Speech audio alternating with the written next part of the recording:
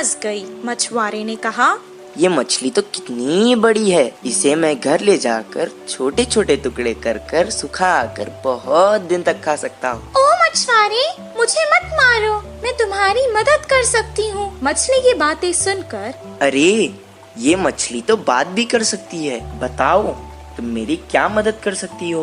अभी तो मैं तुम्हें तालाब से निकालकर घर ले जाता हूँ, वरना तो तुम मेरे हाथ से निकल जाओगी। वो मछली को पकड़कर घर को जाने लगा। वो घर पहुँच गया। वो कहने लगा, ए मछली, तुमने तो कहा था कि तुम मेरी मदद करोगी, मुझे बहुत भूख लग रही है, करो मेरी मदद अब। तभी अचानक उसके आगे बहुत सारा खाना प्रकट हुआ। वाह वाह, इतना सारा खाना!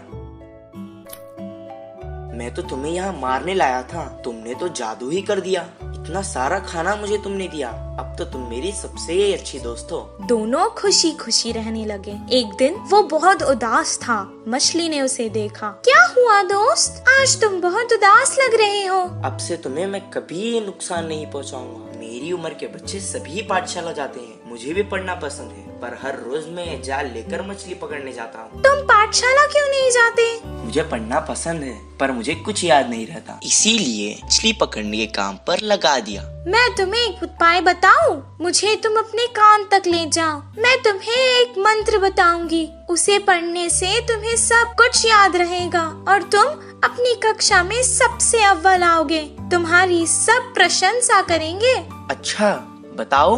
मछली ने उसके कान में एक मंत्र बताया। उसके बाद से जैसे उसने कहा था वैसे ही हुआ। मछली दोस्त, मैं बहुत खुश हूँ। अब मुझे तालाब की बहुत याद आ रही है, चलो हम दोनों तालाब चलते हैं। वो दोनों तालाब के पास चले गए। मछली ने उसे अपने ऊपर बैठा लिया और बहुत जल्दी जल्दी तैरने लगी।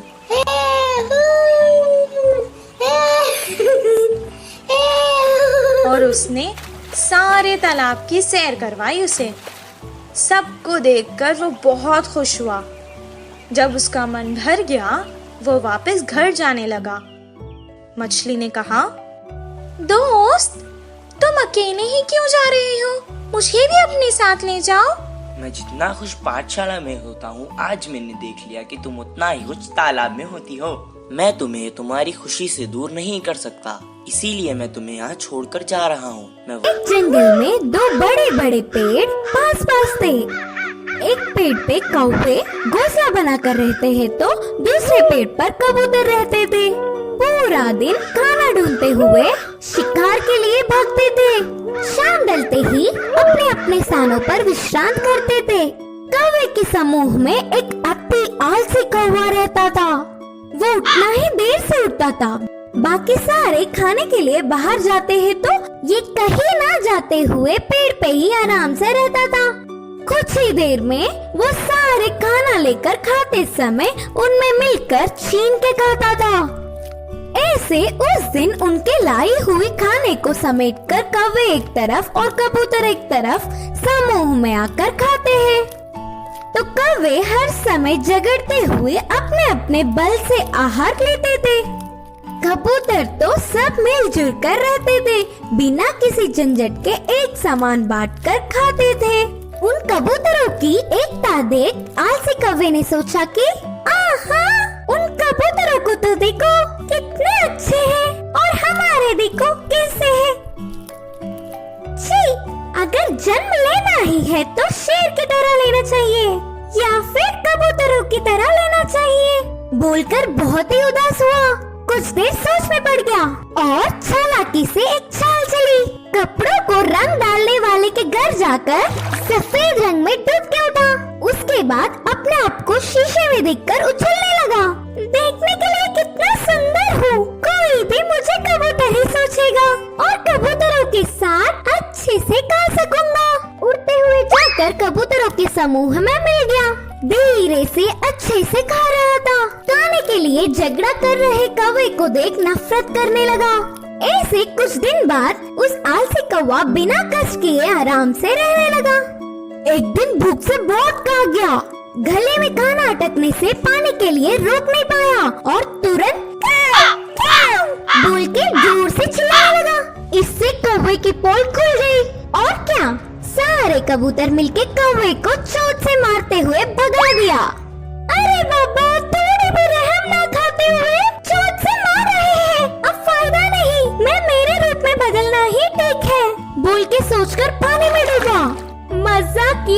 बाकी वो कड़ी रंग होने के कारण वो गया ही नहीं। बिना कुछ समझते हुए अकेला ही रह गया। अब देख देख के भूख ना सह पाते हुए आखिर में कौवे के खाना खाकर उनके समूह के पास चिल्लाते हुए आया। वो कोई अजनबी पक्षी है समझकर सारे कौवे एक होकर उसे भगा दिया। उस आलसी कौवे की चाल नामक 3 दोस्त रहा करते थे।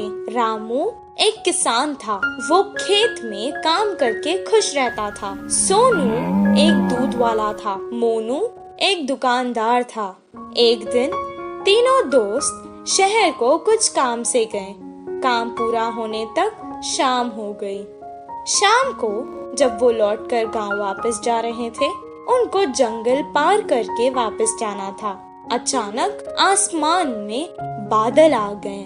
कुछ देर तीनों दोस्त एक दूसरे से मशवरा करने लगे, फिर आगे चलते रहे। अचानक बादलों में बिजलियां कड़कना शुरू हो गई। वो डर गए। सोनू ने कहा, बाप रे, बिजली को देख रहे हो? लगता है आज तो हम जंगल में ही फंस जाएंगे। हाँ हाँ, सही कहा तुमने। आज तो ऐसे ही लगता है। बहुत रात हो चुकी है, अब हमें आगे नहीं जाना चाहिए। हम जंगल के बीचों बीच है। अब अगर हम आगे जाएंगे तो भी खतरा है, पीछे जाएंगे तो भी खतरा है। इससे बेहतर है हम आगे चले जाएं।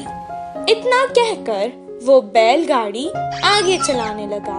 थोड़ी दूर जाते ही जोरों की बारिश शुरू हो गई। जंगल में बहुत ज्यादा अंधेरा था और ऊपर से तेज बारिश और बिजलियां कड़क रही थी। ये सब देखकर वो डरने लगे। अचानक उनकी बैलगाड़ी के सामने एक बड़ा सा पत्थर आ गिरा। तीनों बैलगाड़ी से उतर गए और एक पेड़ के नीचे रुक गए। मैंने तो पहले ही कहा था वापस चले जाएंगे। सब देखो क्या हो गया। तुमने रामू की बात मानी ना, ऐसे ही होना था। पेड़ के नीचे खड़ के वो बारिश के कम होने का इंतजार करने लगे। आसमान से एक बहुत बड़ी बिजली उनके आगे खड़कने लगी। जंगल में बहुत ज्यादा अंधेरा था और ऊपर से तेज बारिश और बिजलियां भी कड़क रही थी। ये सब देखकर वो डरने लगी। उन्हें समझ आ गया था कि ये सब कुछ किसी दुर्घटना की ओर इशारा है। मुझे लगता है कि भगवान में से हम तीनों में किसी एक को सजा देना चाहता है। अब पता नहीं वो हम तीनों में से कौन है। ऐसा ना हो, मुझे लगता है भगवान हम में से किसी पापी को सजा देना चाहता है। अब पता नहीं वो हम तीनों में से कौन है। ऐसा ना हो किसी एक के कारण हम तीनों को सजा मिले। मैंने आज तक कोई पाप नहीं किया। मैं जाकर उस बिजली के आगे खड़ा हो जाता हूँ। अगर मैं पापी हूँ तो मुझे सजा मिलेगी। जैसा उसने कहा था उसे कुछ नहीं हुआ। वो वापस पेड़ के नीचे आकर खड़ गया। मोनू भी अपने मन में सोचने लगा, उसने तो कभी कोई पाप नहीं किया था। सोनू की तरह वो भी बिजली के आगे खड़ गया, उसे भी कुछ नहीं हुआ। अब रामू की बारी थी। वो सोचने लगा कि बाकी दोनों तो बच गए, अब भगवान को उसे ही सजा देनी होगी। लेकिन उसने भी तो कोई पाप नहीं किया था। वो डरते डरते बिजली के आगे खड़ गया। तभी अचानक बिजली वहां से पेड़ की तरफ चली गई और पेड़ के ऊपर गिर गई। पेड़ जल गया और उसके नीचे खड़े सोनू और मोनू मर गए। रामू को कुछ देर तक समझ ही नहीं आया कि आखिर हो क्या रहा है। दोनों दोस्तों की मौत पर वो बहुत दुखी हुआ और रोने लगा। हे भगवान, ये क्या हो गया? अगर अब मैं इन दोनों के बिना गांव जाऊंगा तो गांव के लोग मुझे ही इनका मौत का जिम्मेदार समझेंगे और मेरी बहुत बेइज्जती होगी। इससे बेहतर है मैं यहीं अपने दोस्तों के साथ मर जाता हूँ। रामू बहुत देर तक रोने लगा और रोते रोते वो भी मर गया। और अचानक एक देवी आकाश से प्रकट हुई और वो रामू की अच्छाई से बहुत खुश हुई, इसलिए उसने तीनों को जीवित कर दिया। रामू, तुम बहुत अच्छे हो इंसान। रामू, तुम बहुत अच्छे इंसान हो। तुमने कभी कोई पाप नहीं किया है। और तुम्हारे ये दोस्त सोनू, ये जो दूध बेचता था उसमें पानी मिलाया करता था और दूध को बहुत महंगे दाम पर बेचता था।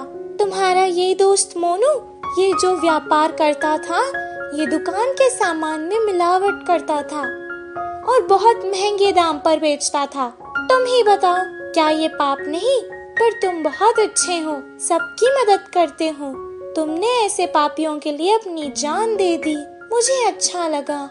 अब मैंने खुश होकर तुम तीनों को जीवित कर दिया है। सोनू, मोनू, तुम्हारी जिंदगी का कारण आज रामू है। अपने पाप छोड़ दो और अच्छे इंसान बन जाओ। सोनू मोनू ने अपनी गलती का पश्चाताप किया और अपने आप से वादा कर लिया कि अब वो कोई पाप नहीं करेंगे, और रामू जैसा अच्छा दोस्त पाकर वो बहुत खुश हुए। तीनों बैलगाड़ी में बैठकर वापस गांव आ गए। अगले ही दिन से वो अपने अपने काम पर लग गए। सोनू अब दूध में पानी बहुत कम मिलाता था और मोनू सही दाम पर सही तोलकर बिना मिलावट वाला सामान बेचता था।